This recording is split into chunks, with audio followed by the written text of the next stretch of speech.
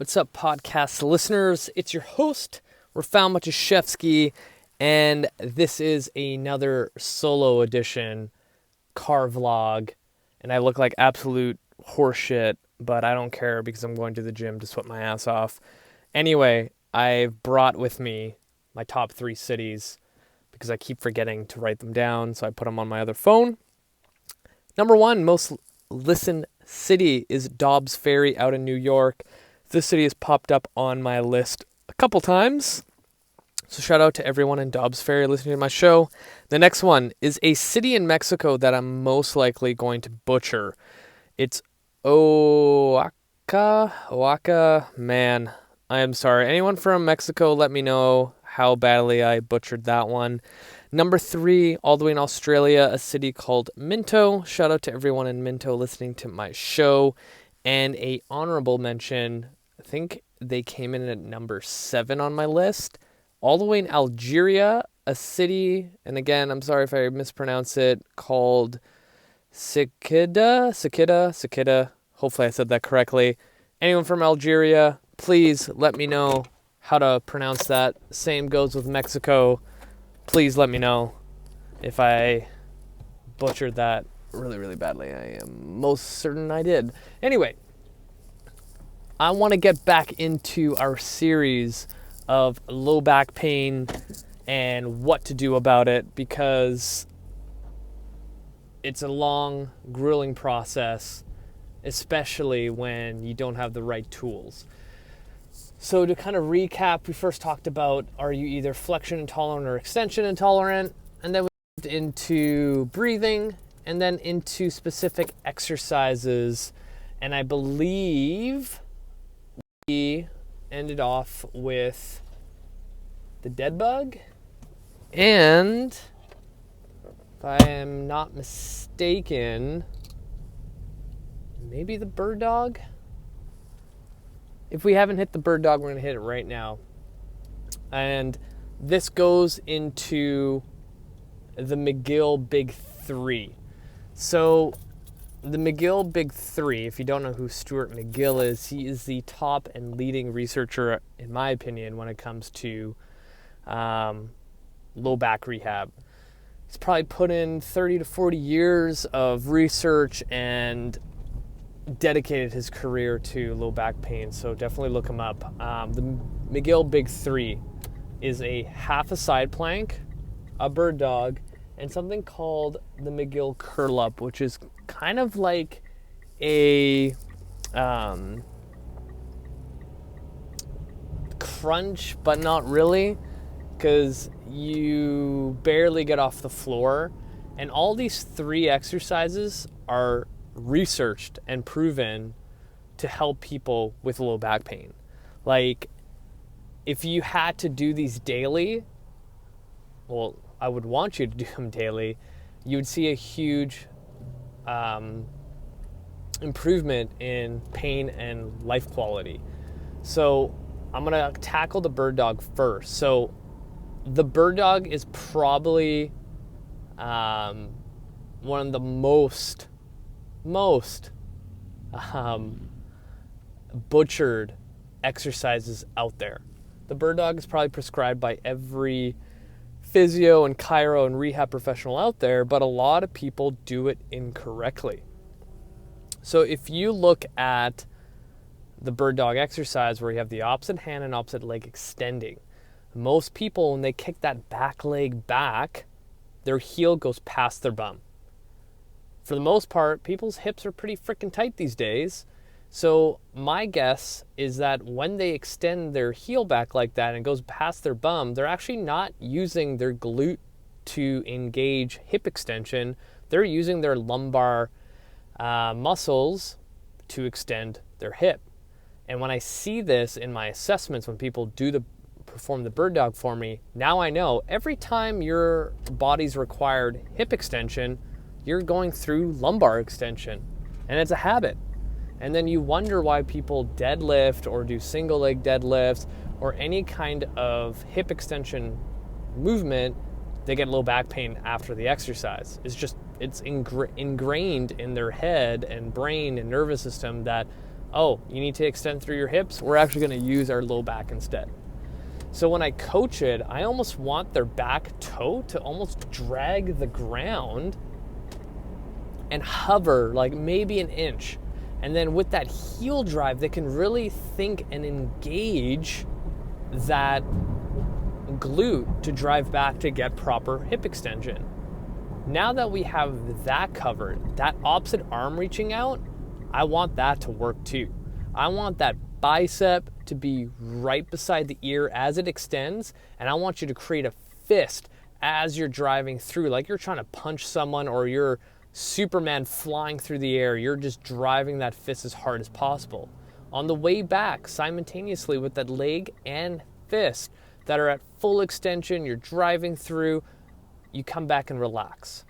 If you look at McGill's work, he talks a lot about learning how to stiffen up the torso, how to brace, how to engage the body.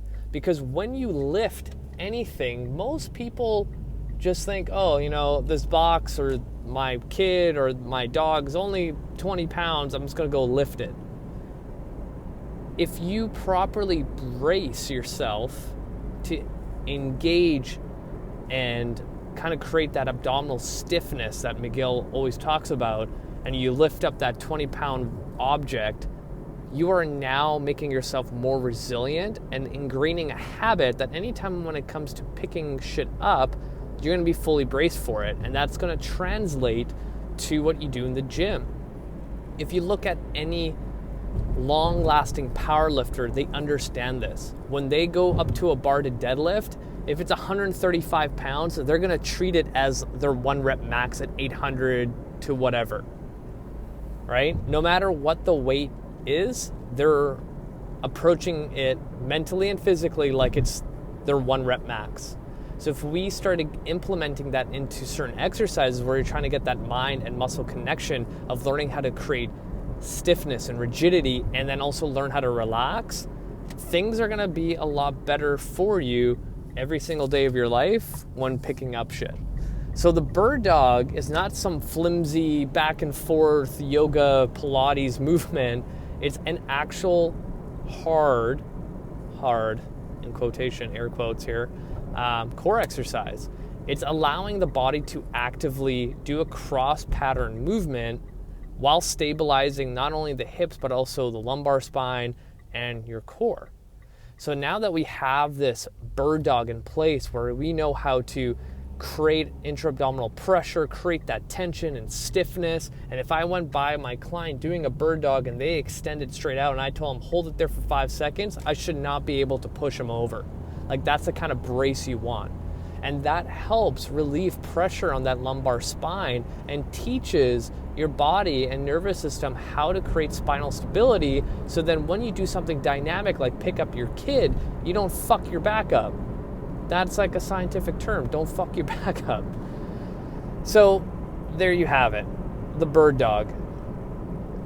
One of the most butchered exercises I've ever seen. And actually, you know what? I forgot one more thing.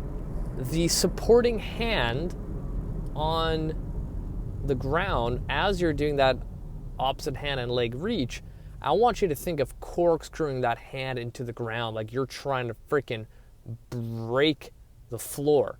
What this does is engages your lats. And if you look at the anatomy of your lats, like where most bodybuilders, flex to expose their lats, it also goes down right into that lumbar spine. So it almost makes sense to engage that muscle group to help stabilize and strengthen that area if you're dealing with low back pain. Now, moving on to the next McGill exercise is the half side plank. And if depending on where you're at when it comes to pain, maybe a full side plank is better, but for the most part, being more conservative and doing really, really well on the foundations, like I always say, is gonna save you a lot of trouble down the road. So now, if you imagine a half side plank, rather than having your legs extended, you're gonna have your legs bent and have 2 pressure points of where your knees are and where your elbow is. Now, this teaches the body how to fight anti-lateral flexion. And if you think about it, most of us, one, they're not going to hinge at their hips to pick up shit. You're going to do some weird like lateral flexion movements, and our spine doesn't really like that under load. Yeah, you can do it, but for low back pain individuals, you're just feeding into the fire of making shit work terribly, right?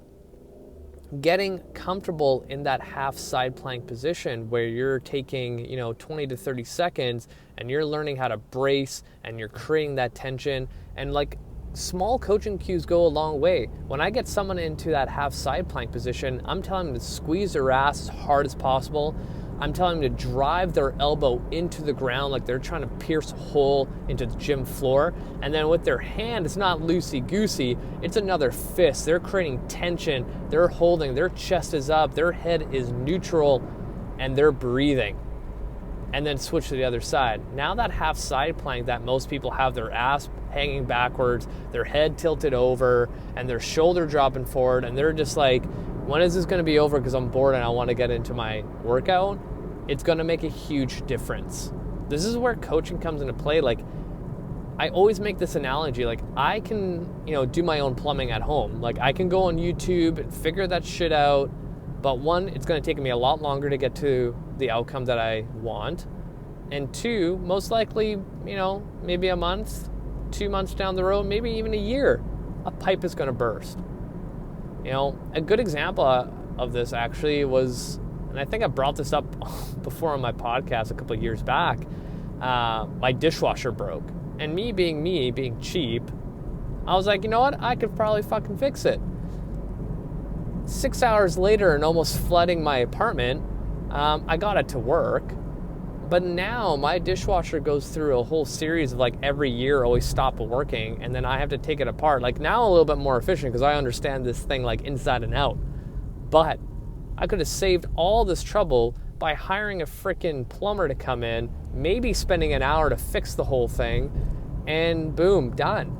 Right? This is the same thing when it comes to coaching. Like, yeah, you can download the best program in the world and follow it to a T, but there's always little things that's going to take you that extra step. So after you're done the side plank, and sometimes the side plank will fuck your low back too.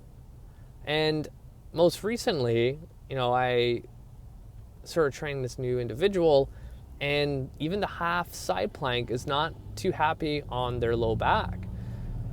So I started thinking, like, what can you do to mimic it, the position? And one of the things that I stole from Mike Boyle is this idea of a farmer carry single arm. So if you think of a heavy loaded carry only on one side, you're fighting anti-lateral flexion, aka this a side plank.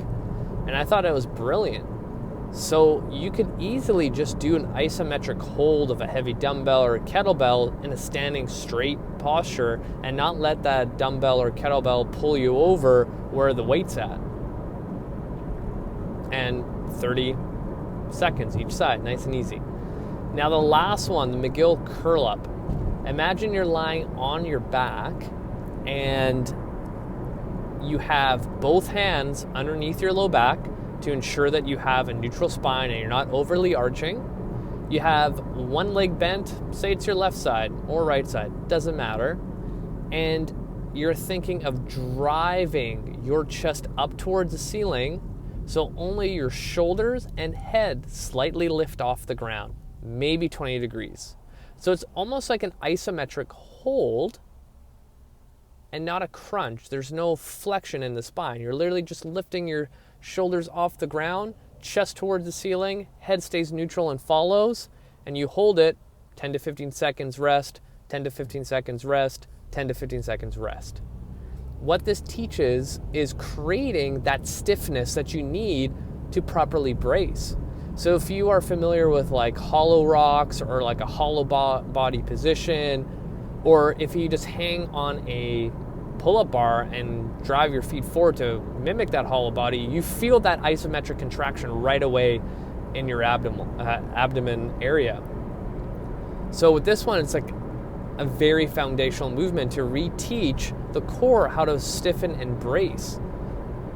Now, if you have low back issues, you've been diagnosed by a chiro or physio that you are flexion intolerant, extension intolerant, discogenic, whatever it may be, and they say that these 3 exercises would be a good idea, then yes, you should be doing these daily.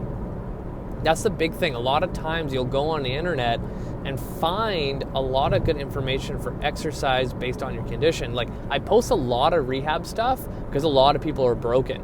But then I get questions like, hey, when I do this exercise, this, thing in the inside of my leg starts hurting. Like, what do you think it is? It's like, well, fuck, like, you need to get checked out and by a good practitioner to figure out what it actually is, because maybe the side plank and the bird dog's going to do wonders for your back, but for some reason the McGill curl up actually is fucking you over because you also have some cervical spine stuff going on, right? There's usually more than one culprit when it comes to pain.